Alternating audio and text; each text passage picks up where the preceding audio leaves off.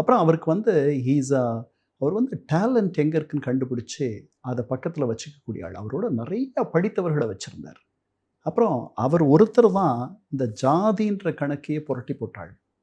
பெரும்பான்மையாக இருக்கக்கூடிய ஒரு இடத்துல ஒரு சிறுபான்மை சாதியைச் சேர்ந்த ஒருத்தரை நிறுத்தி அவரை ஜெயிக்க வைப்பார். நீங்கள் திருநெல்வேலி எடுத்துக்கிட்டிங்கன்னா ஜிஆர் எட்மண்ட் அவரை நிற்க வச்சு ஜெயிக்க வச்சதாகட்டும், அவரால் மட்டுமே அது முடிஞ்சது. பின்னாடி இந்த ஜெயலலிதா அம்மையாரும் அது மாதிரி வாணியம்பாடியில் எல்லாரும் முஸ்லீம் கேண்டிடேட்ஸ் போடும்போது ஒரு தடவை அவங்க ஒரு ஹிந்து கேண்டிடேட் போட்டே ஜெயிக்க வச்சாங்க. அவர்கள் அவ்வளவு பெரிய ஆளுமைகள். அதெல்லாம் படிக்க படிக்க அவரை பற்றி தெரிஞ்சுக்கிறது. அவருடைய திட்டங்கள், அந்த திட்டங்கள்லாம் வந்து இன்றைக்கி வந்து they speak about him, they speak for him, they speak about his legacy.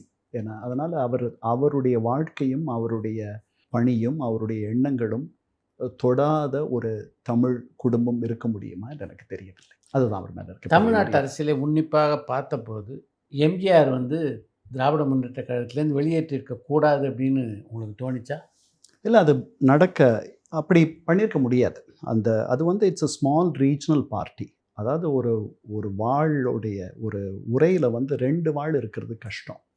2 பேருமே அவர்களுடைய முதல் 27 ஆண்டுகளில் ஒருத்தர் துணை பண்ணி ஒன்றா வளர்கிறாங்க. அப்போ they are not in competition. அவர்கள் எடுத்துக்கிட்ட அவர் முழு நேர அரசியல்வாதி. அது யார்? கலைஞர். அதை வந்து திரைத்துறை வந்து அவருக்கு அது ஒரு ஏணியாக இருக்குது.